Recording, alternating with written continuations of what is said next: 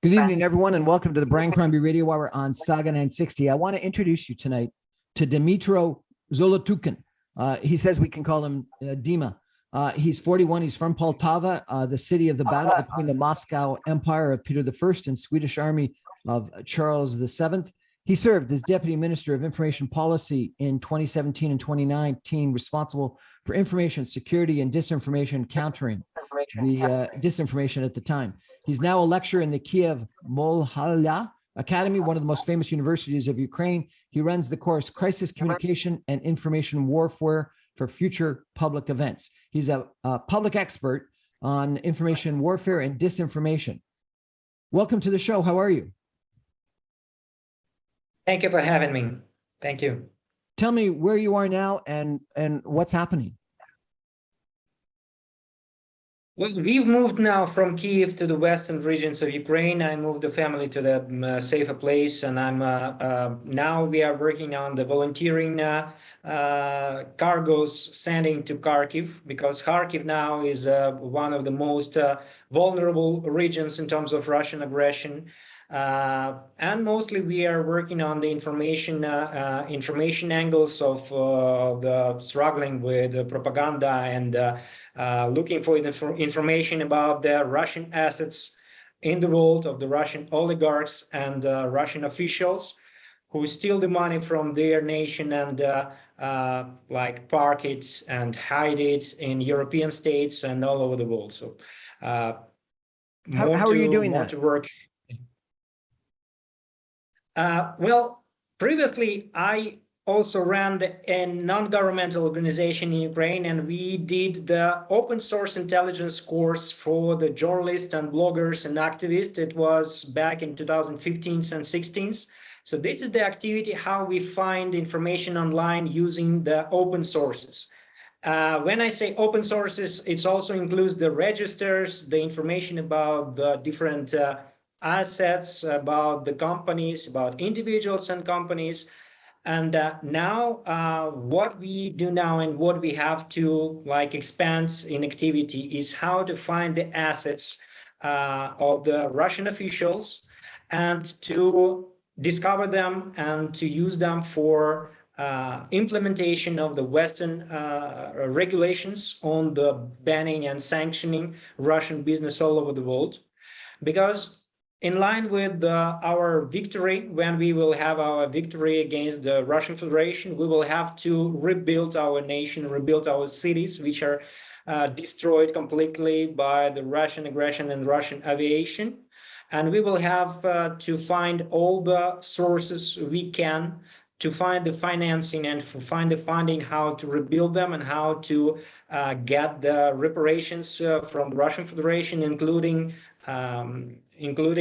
like getting all these funds and assets from hidden in European and Western states and get money from them and work in this. So this is mostly open sources work on open sources, work on the registers.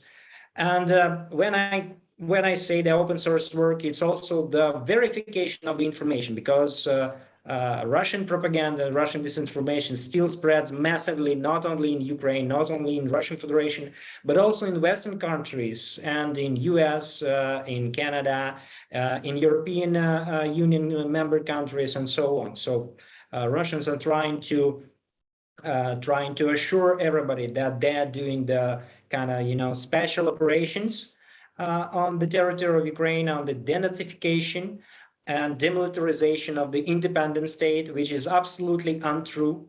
So this is an aggressive war that started actually in 2014 after the Revolution of Dignity in Ukraine, and as the willing of Ukrainian people to find its own path and the civilizational choice to share the Western values and to share the path of the democratic country.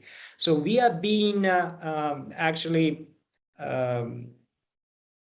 bidden for our choice of the freedom path that we have made back in 2014. And still Putin is not happy with the willing of Ukrainian people to do reforms, to do democratic paths, to do absolutely free elections in our country. And Kremlin actually, and Putin and his circles, they understand that if Ukraine will be successful, they will never hold the power in their hands, because Ukraine will be the example for all the Russian citizens how democratic state can be successful, and how ex-Soviet states can go democratic path and can go democratic way and be successful in it and be prosper and be free.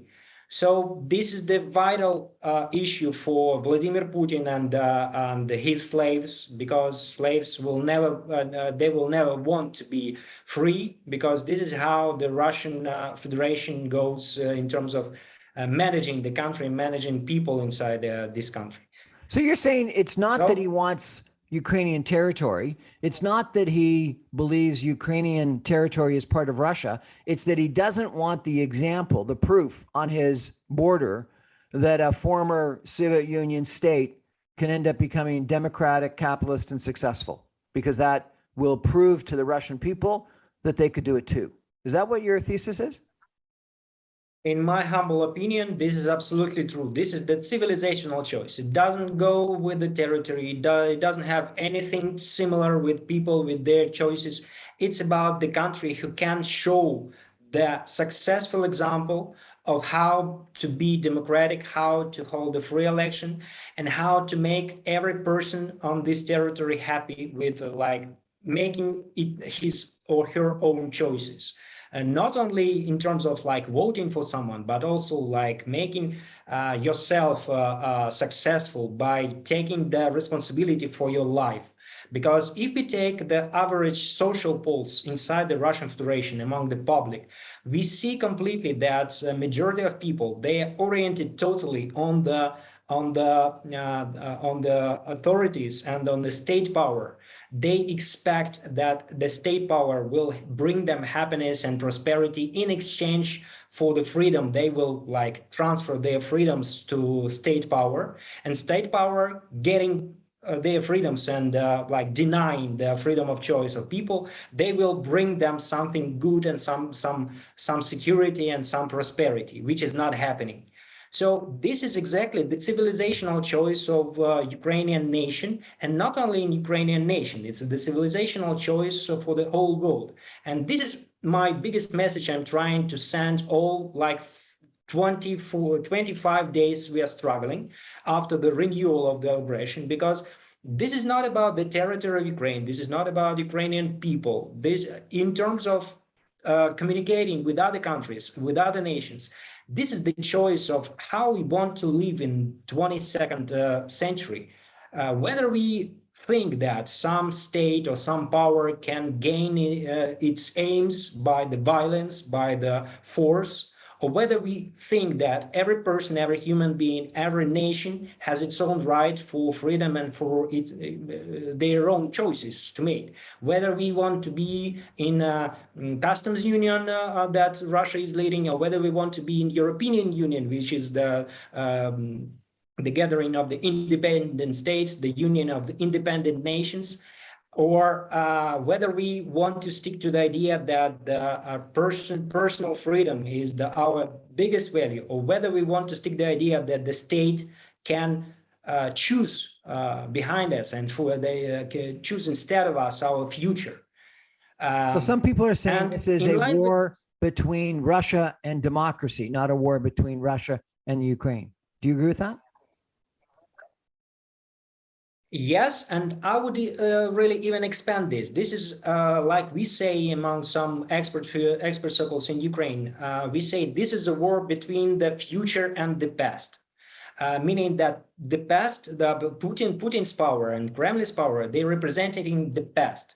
And we can see this by the narratives they're trying to promote about the victory in World War II, saying that it's only Russia who did the victory in World War II, which is absolutely lie also, because Ukraine has sacrificed 8 million people's life for the victory in World War II.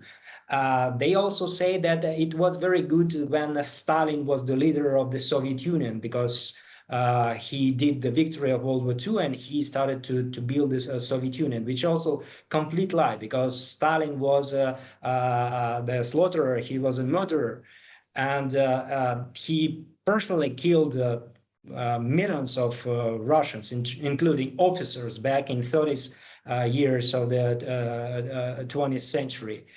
So they're talking about the past, and they're talking how it was good in the past when there was a big country like Soviet Union, like Russian Empire.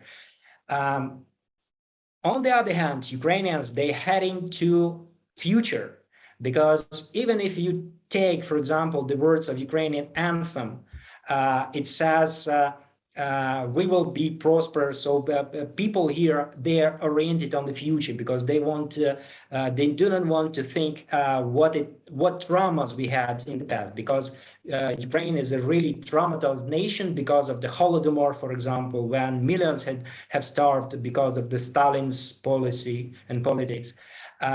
Because we have traumas of the World War II, when we sacrificed 8 million people. So basically, it's nothing good for us in the past. We are oriented to the future of the world, of the free world, of democracy, and of the absolutely equal understanding of the equality of the future of all the nations, not making some land or some territory, saying that this belongs to US, for example, this belongs to US policy, so we have to comply with US policy, or with someone big and strong, or we have to comply with the Russian geopolitics, and think that this is the territory that has to like be under the influence of Kremlin, and so on and so forth.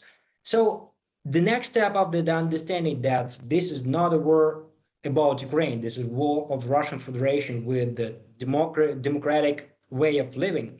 I would say more that this is the war between the past, which is represented by the Kremlin and by the thinking of and vision of Vladimir Putin, and the future.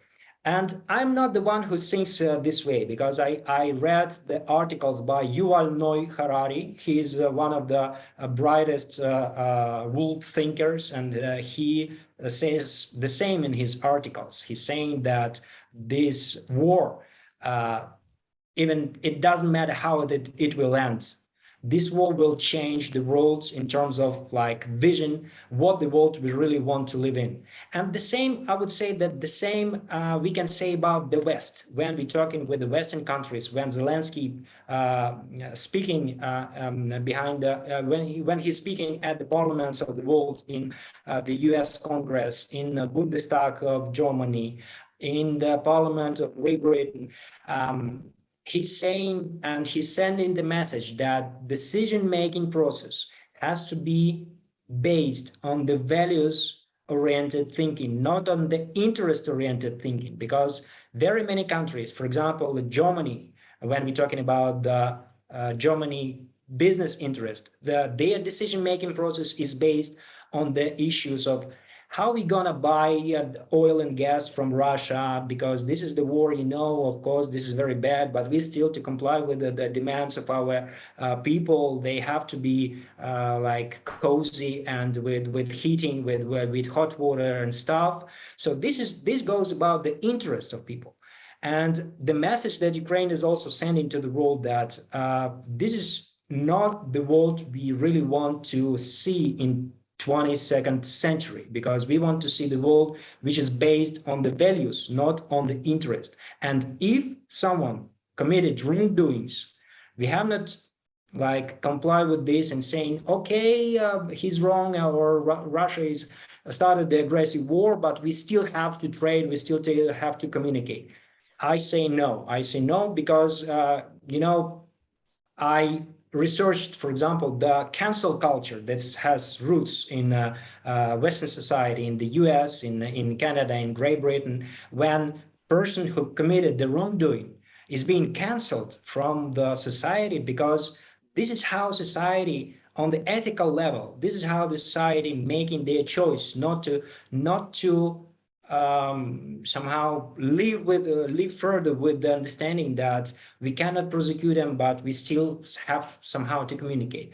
So now the ethical code of people, including the social media, including the big online community of the world, is changing, and cancel policy is what people do to those who committed the wrongdoing in their understanding. So now one of the hashtags that being promoted in Twitter, for example, is cancel Russia. Russia should be canceled from all the ways possible in the communication and the trading, in international relationship, including the Security Council of UN, including all the international platforms. For example, they have been cancelled already from the Parliament Assembly of the European Union, of the Parliament Assembly passé. So I think that this narrative should be prolonged because Russia should be cancelled because of the Russia should be policy canceled. it brings to the world.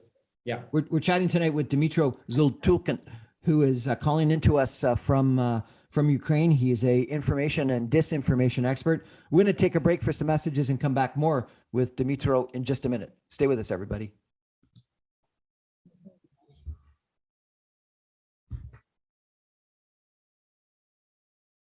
Welcome back, everyone, to the Brian Crombie Radio Hour on Saga 960. I'm having a really interesting conversation with Dmytro Zolotukhin, who is a competitive intelligence, political analysis, risk management specialist from the National University of Kiev Mohyla Academy in Kiev, Ukraine. I'm pronouncing the name of the academy wrong, probably. Can you tell me, Dimi, how it's pronounced?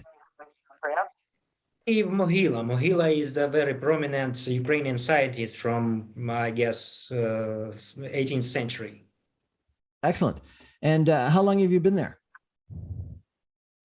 About like 2 years.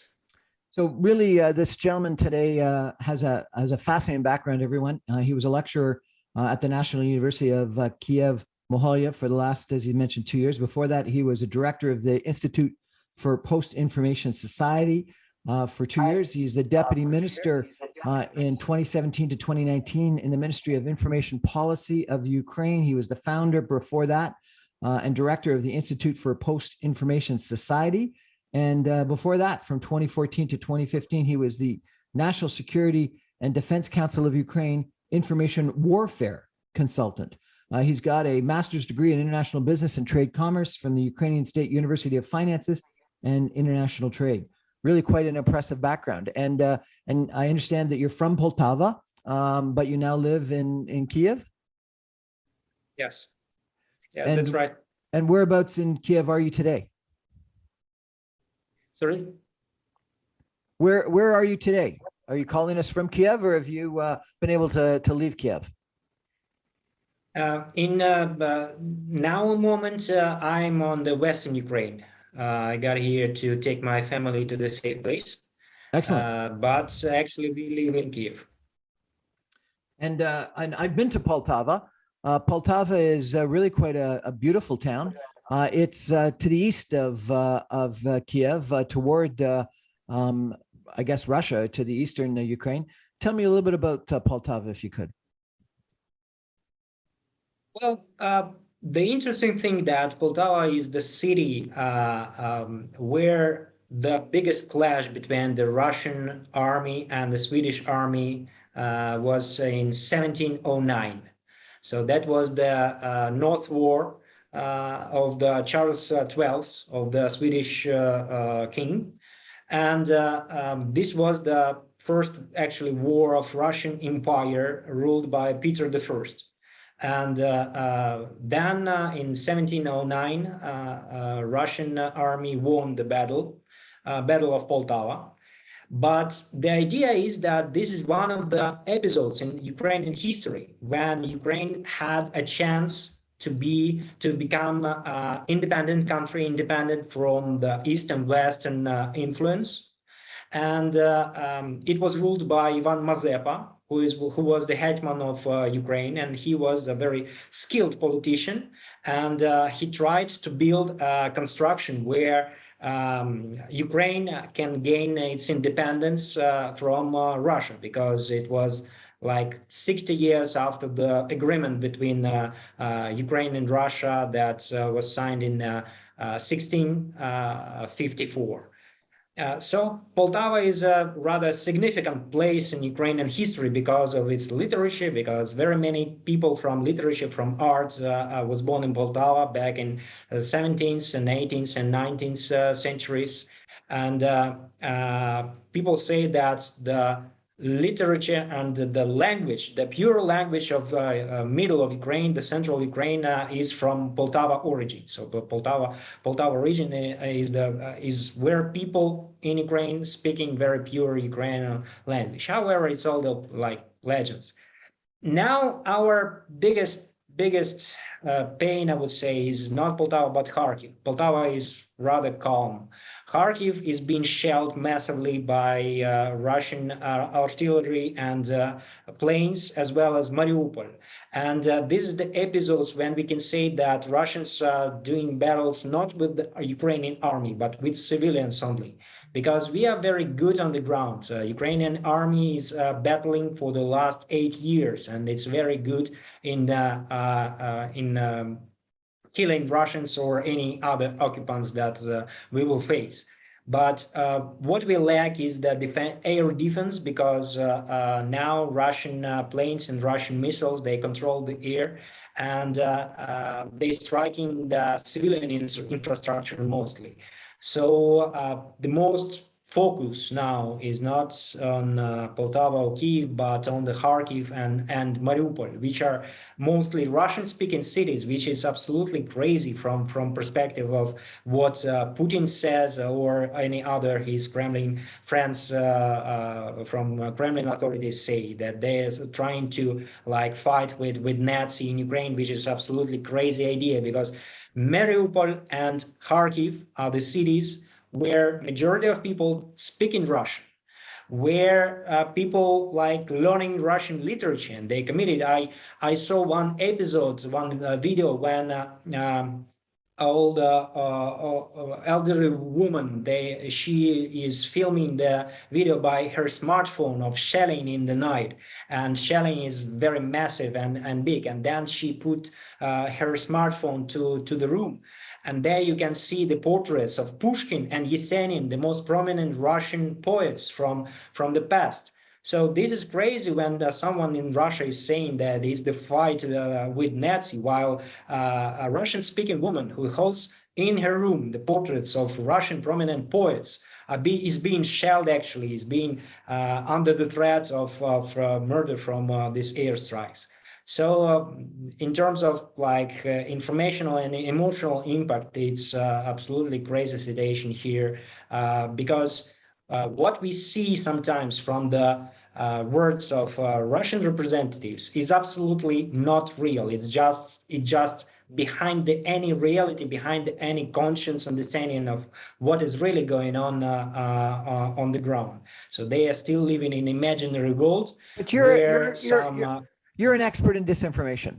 How, in this era of social media and mass communication, and everyone having smartphones, and lots of, I think, Ukrainians having blood relatives in Russia, how is this propaganda, this fiction, able to exist? Because we see in Russia that the vast majority of Russian people believe what Putin is saying. This is a very interesting phenomenon, because according to the last social polls, about 71% of Russians, they support this war against Ukraine and against Ukrainians. Nobody understands how it's possible, because in first 10 days of war, Ukrainians, information volunteers, they started to send videos, photos, and different proofs of what is going on the ground to the Russian segment of social media, in Facebook, in Instagram, in messengers, and so on and so forth. So that was the real facts that can prove what is going on. In response, Russian Federation has banned all the social media in Russia. Facebook, Instagram, partially WhatsApp, and other platforms are being now banned, totally banned, because they say that this is the information attack against Russian people launched by the Western society, by the US, by NATO, and so on and so forth. And in my humble opinion, I've been researching this for years, really, far before the war has started in 2014. I think it doesn't go along with the understanding of disinformation, because disinformation now, in our understanding, is like false facts. So this is not a false facts about what is going on in Ukraine. It's a belief. It's a belief. It's a religion that we have in among the Russian population, that even when they are being faced with the facts, with the proofs, with videos and pictures and photos that can be tracked, to the first sources, to the with metadata, with all the stuff that can be proved, they still closing their eyes. They saying that this is all the Western propaganda, this is propaganda from NATO, and this is not true.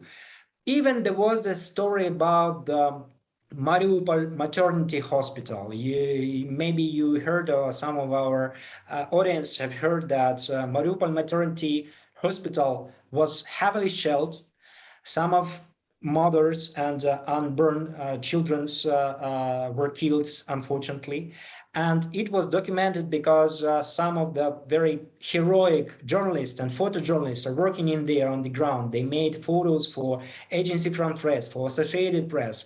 They made videos, and this stuff was posted all over the world on a very adequate and a very responsible media.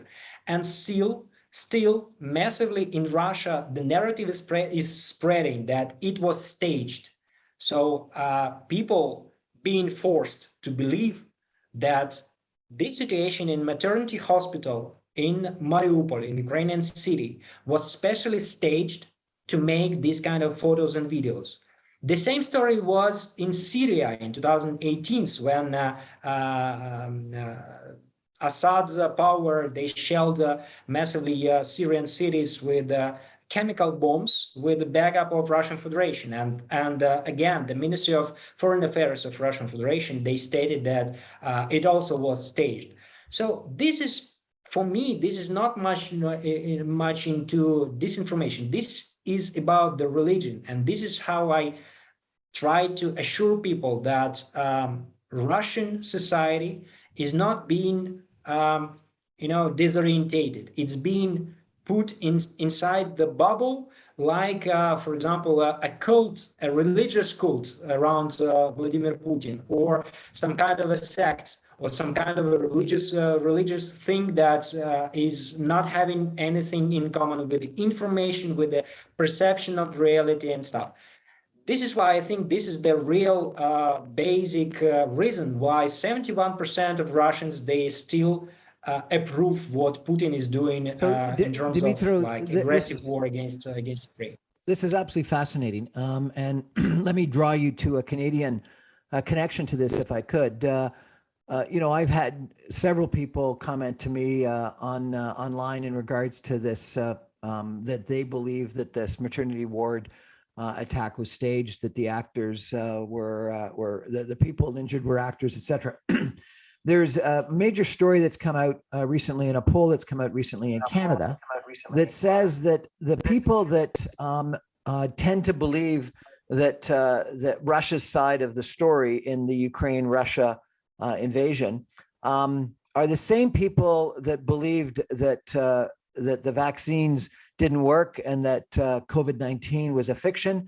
They're the same people that believe that Trump won the last federal election in the United States. And they're the same people that believe in this QAnon theory that you probably have heard about.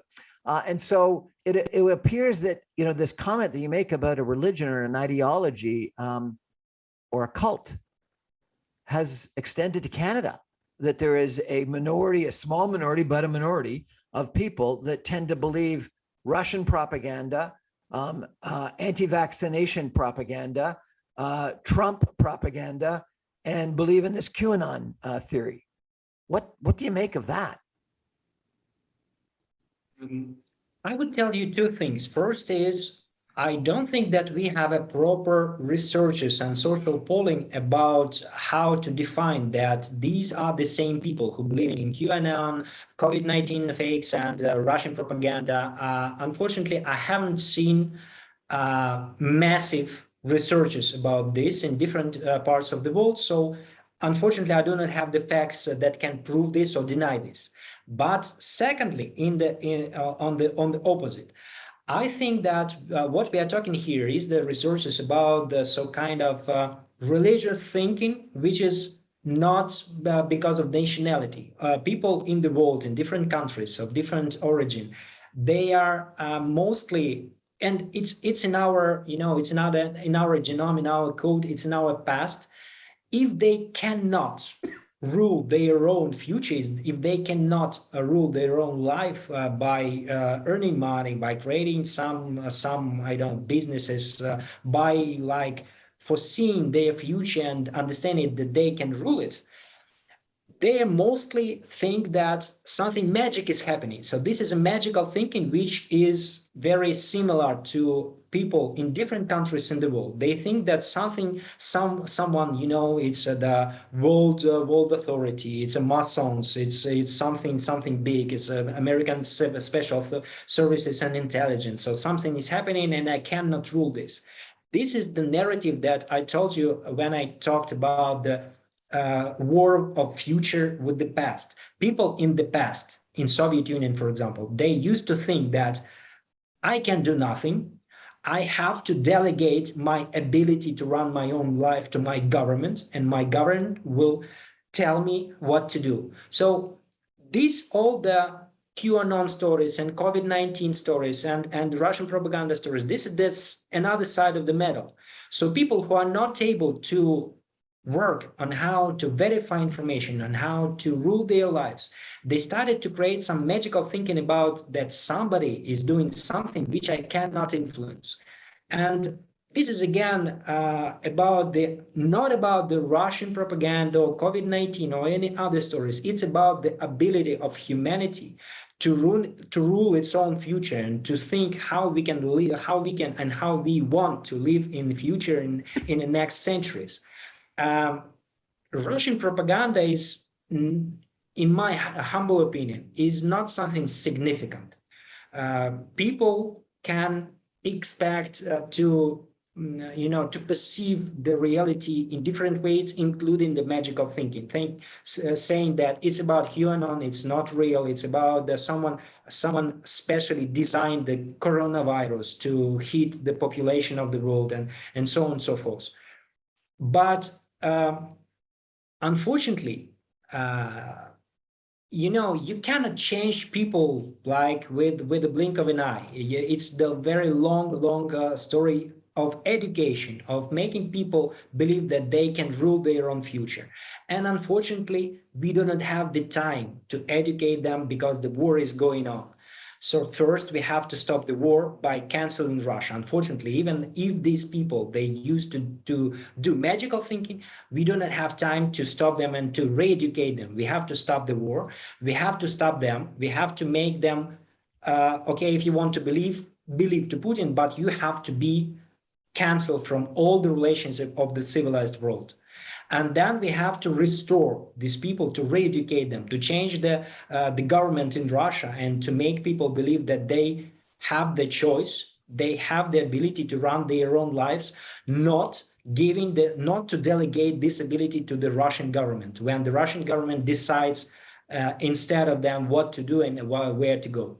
We're chatting tonight with Dmytro Zolotukhin. He is a disinformation expert from Ukraine. He is a lecturer in a major academy in Kiev right now. He has escaped Kiev, and he's living with his family in Western Ukraine. We're going to take a break for some messages and come back more with Dmytro in just a minute. Stay with us, everybody.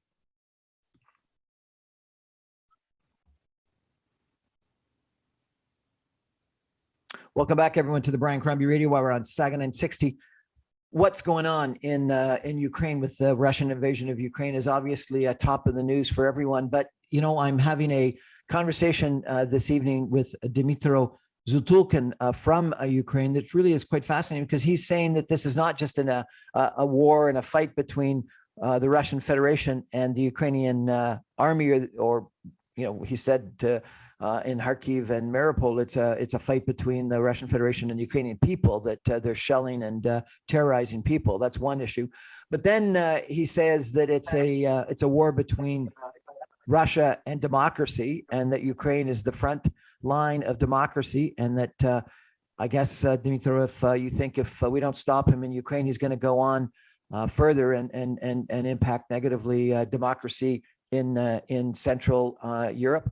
And some people have thought that Moldova, the Romania, the Baltic states are potentially next. But then further, you went on and you said this is a war between the past and the future. The past beliefs in Russian people that they were slaves to the government, and the future of freedom and democracy and making your own choices.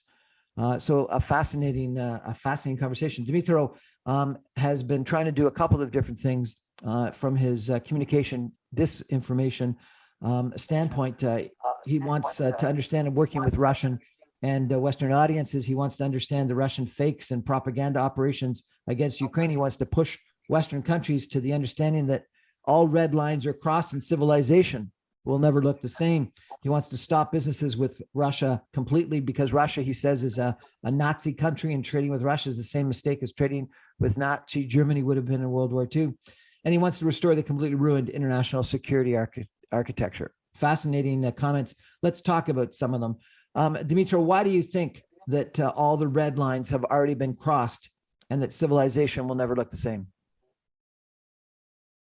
Vladimir Putin is blackmailing all the world with the nuclear weapons. So the biggest message that is being sent to NATO and to the Western governments is that you have to step aside, you have to stay away from Ukrainian war, from Russian aggression in Ukraine, because otherwise Putin will launch nuclear missiles to the European and North America states. Which is like totally blackmailing other people with nuclear weapons.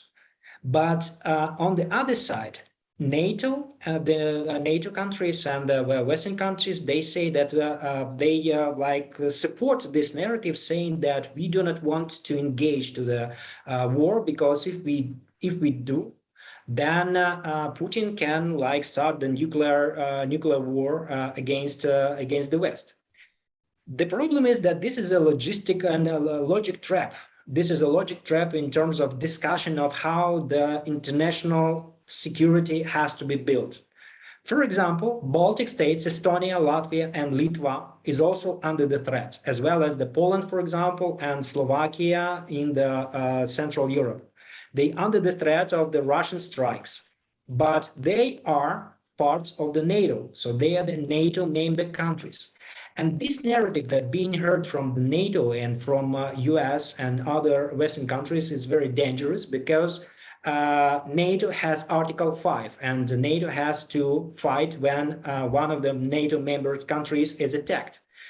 But I do not understand what's the difference between the threat of the nuclear war, if Western countries will defend Ukraine, and the threat of nuclear war when Western countries will defend, for example, Latvia or Litva. Because if Putin will attack Baltic countries, there would be also the threat of nuclear war. So what?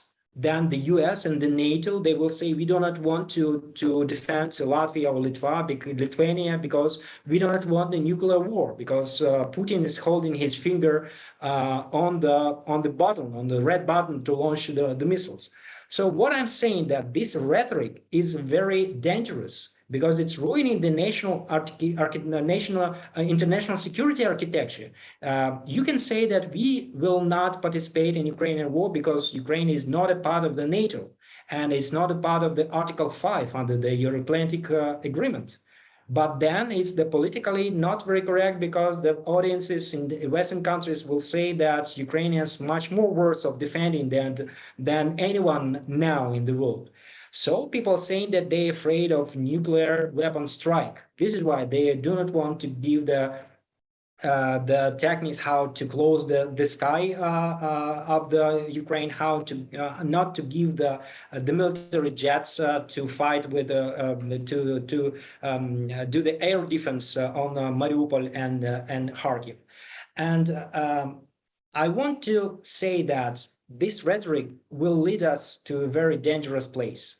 So you're saying effectively whether Putin threatens nuclear war or not, NATO, the United States, Canada should get involved in the Ukraine war directly with a no-fly zone, with providing the MiG jets from Poland, etc. Is that what you're saying?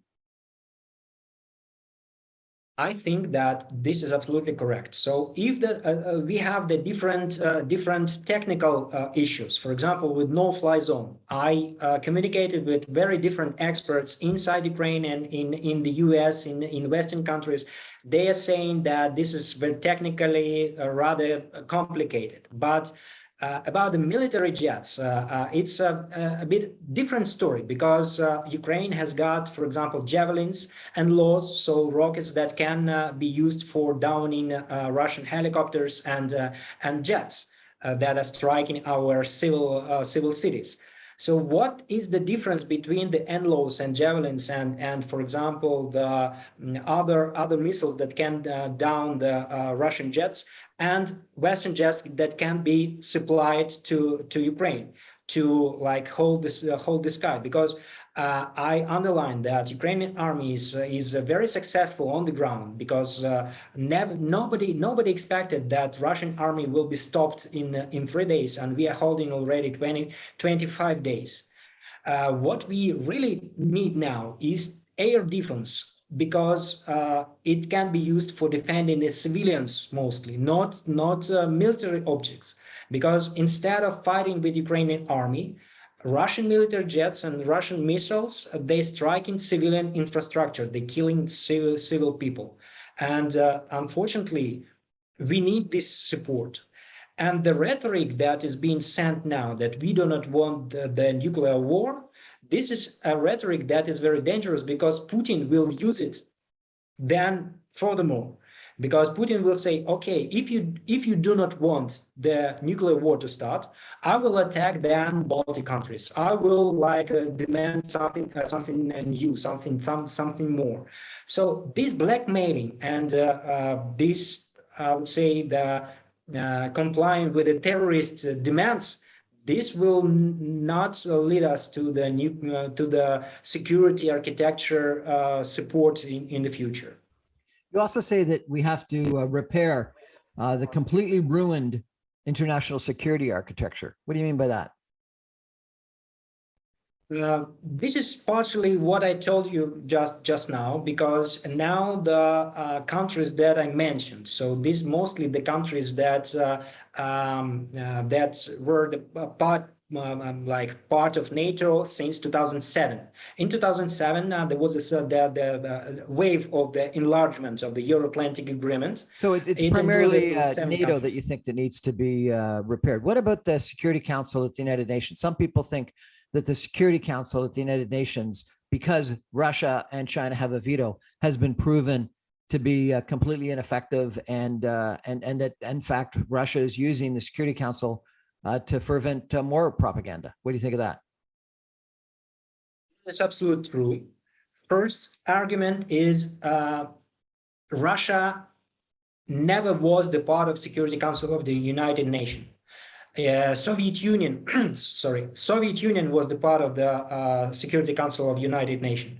And then somehow the international community decided that they can pass to Russian Federation the ability to restore the participation in Security Council, and to replace this ability from the Soviet Union to Russia. But Soviet Union included 15 republics, out of which Ukraine was back in the start of in establishing of United Nations. Ukraine is the country which is in the core of the establishing of the United Nation community. Back in first part of 20th century, Russian Federation was never the part of United Nations, and the Soviet Union was. So we have to go back to 1991 and revise the procedure on how Russia joined the Security Council. Secondly, I have to say that all the decisions that were made in last 20 years by the Security Council of United Nations, they were sabotaged by Russian Federation. I revised the resolution that were declined by the Security Council. It was the resolution, for example, on Syria. Russia has blocked the resolution on Syria because the resolution of Syria had to stop the war in Syria. Then Russia has blocked the resolution on Libya. Another war that Russia is participating right now with their mercenaries of the Wagner group. If you heard about the mercenaries group of Wagner, they are participating in Libyan war. And the same way they have blocked the resolution on Libya, and they also violated the embargo that was put on Libya by the decision of Security Council of United Nations back in 2011. So basically, Russia not only formally cannot be the part of the Security Council, but it's also sabotage all the decisions that can lead to the security issues, that can lead to stop of the war, of different conflicts in different parts of the world. So why to have the organization that is being used by Russian Federation to prolong the wars and the conflicts in different parts of the world? This is very logical to me. Dmytro Zolotukhin, thank you so much for joining us tonight. Dmytro is an information expert on warfare and disinformation in, he says, his part of the world, but frankly, given what you've been talking about, clearly you're a worldwide expert. We really appreciate you joining us tonight. We want you to stay safe. Please come back and update us in a week or so of what's going on. But before we leave, I wonder if you have a message for people here in Canada that are listening to you tonight. I would say to them that obviously you do not have to fight for Ukrainians mostly. You have to fight for your own choice of how the world will look like in 22nd century. I think that the world has to look like without violence in it, without subjects, without countries that think that they can gain their aims with violence and with the war conflicts. And secondly, the world has to be led by the values, by the shared values of all humanity, but not by business interests that we're witnessing right now in terms of the rhetoric of some of the countries of the international community. So please think how you can, how you want to see the world in the nearest future. And if you think that you have to change something to make the world the way you think it should look like, please act accordingly. We've been chatting with Dmytro Zolotukhin from Western Ukraine, formerly from Poltava, formerly from Kiev, an expert in information warfare and disinformation in society in general. Dmytro, thank you so much for joining us. We're going to take a break and come back with some concluding comments in just a minute. Thank you for having me. Stay with us. Thank you, Dmytro.